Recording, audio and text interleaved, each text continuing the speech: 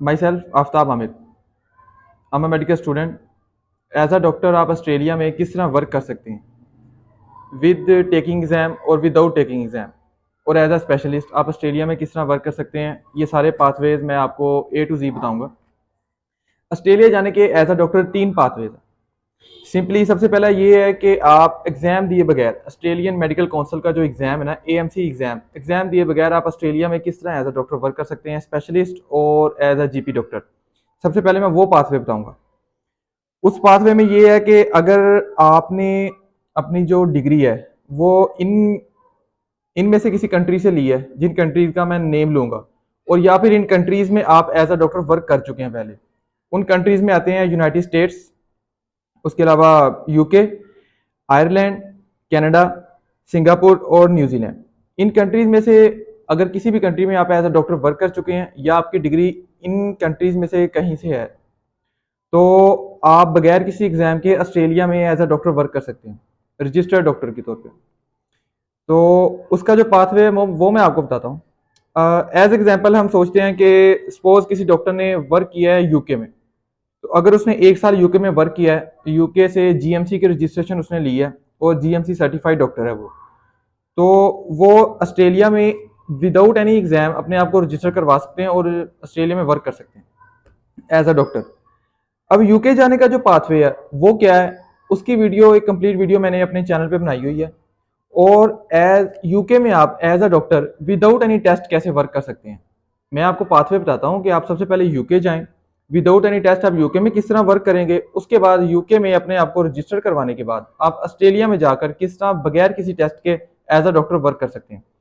सबसे पहले यूके के बारे में मैंने वीडियो बनाई थी, MTI pathway, medical training initiative pathway के ऊपर मैंने वीडियो बनाई है, जो कि यूके में फेलोशिप प्रोग्राम के लिए डॉक्टर जाते हैं। एक इंटरव्यू देना होता है और एपिक से वेरिफिकेशन करवानी होती है, और जो रॉयल कॉलेज ऑफ फिजिशियंस हैं वो ये प्रेफर करते हैं इसको।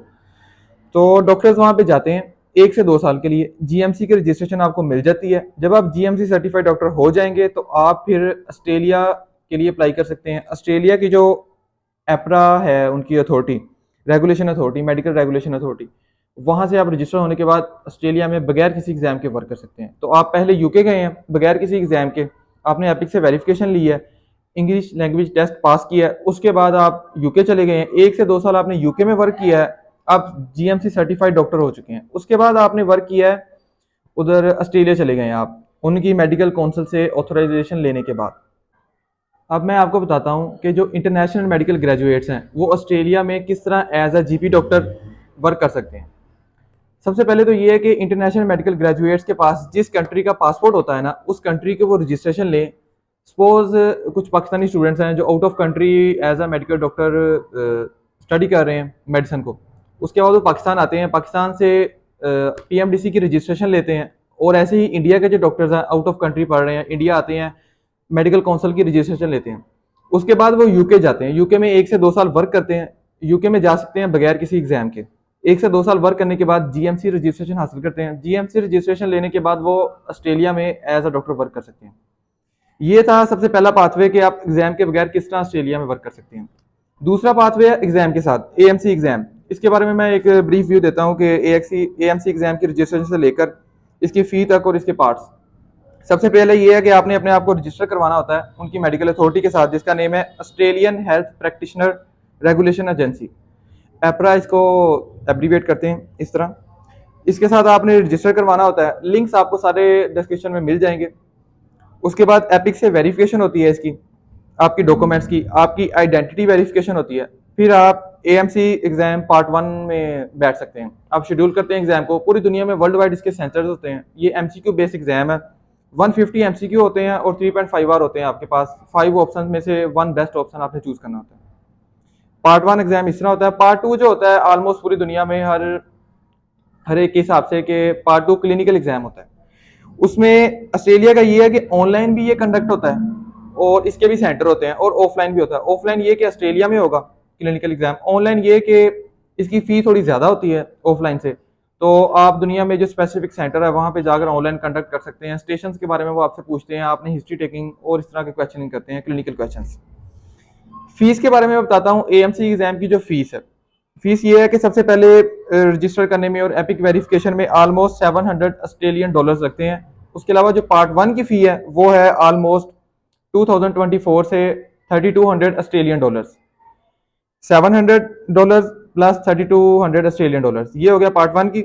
और पार्ट 2 की जो ऑनलाइन की फ़ी है, ऑनलाइन एग्जाम पार्ट 2 की, वो है 4400 ऑस्ट्रेलियन डॉलर्स और 4000 डॉलर्स, ये ऑफलाइन की फ़ी है पार्ट 2 की क्लिनिकल एग्जाम की। और ये 2024 से ये फ़ी है इंक्रीज्ड फ़ी, इससे पहले थोड़ी सी कम फ़ी है, 2023 के एंड तक फ़ी थोड़ी कम होगी। ये था दूसरा पाथवे। पहला पाथवे था विदाउट एनी एग्जाम, दूसरा पाथवे एग्जाम के साथ आप किस तरह ऑस्ट्रेलिया में एज अ डॉक्टर वर्क कर सकते हैं। अब आप एग्जाम क्लियर करेंगे, एग्जाम थोड़ा टफ होता है, इसकी रेशो पासिंग रेशो भी थोड़ी लो होती है, लेकिन जब आप ऑस्ट्रेलिया की मेडिकल काउंसिल में एंटर हो जाते हैं तो आपकी पे भी अच्छी खासी होती है।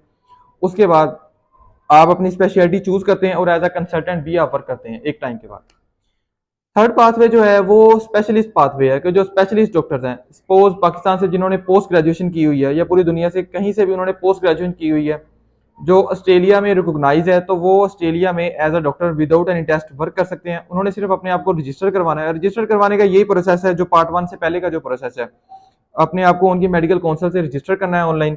उसके बाद एपिक से वेरिफिकेशन होगी। आपने स्पेशलिस्ट जो वेरिफिकेशन है वहाँ पे जाकर अपने आप को क्रीडेंशियल्स को वेरीफाई करना है। फिर आपको आपने जॉब खुद फाइंड करनी होती है। किसी भी कंट्री में आपने जाना है, अगर एग्जाम पास करना है या एग्जाम के बगैर भी आपने जॉब खुद फाइंड करनी है। तो ये है पाथवे, जो थर्ड पाथवे है स्पेशलिस्ट पाथवे। इस तरह आप ऑस्ट्रेलिया में बगैर किसी टेस्ट के वर्क कर सकते हैं। एग्जाम वाला पाथवे मैंने आपको बता दिया है, और एग्जाम के बगैर वाला पाथवे, ये पाथवे बहुत आसान है। इसके ऊपर आप मेरी वीडियो देख सकते हैं जो मैंने यूके के बारे में बनाई है। एक तो यूके के बारे में मैंने बनाई है जिसके अंदर प्लैब, यूके एमएलए, एमआरसीपी, आप इन सब का प्रोसीजर और रिक्वायरमेंट्स मैंने बताई हैं, फीस वगैरह। और एक वीडियो है मेडिकल ट्रेनिंग इनिशिएटिव कि आप बगैर टेस्ट के यूके में किस तरह वर्क कर सकते हैं। आप उस पाथवे के थ्रू यूके जाएं, यूके में 1 से 2 साल वर्क करें, 2 साल का आपका वो वीज़ा होता है।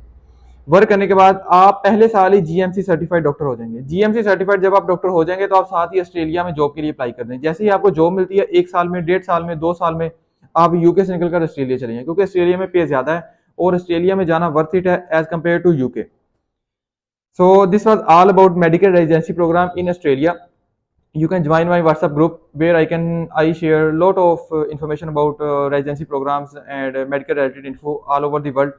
And do subscribe my channel and share my videos to other people. Thank you.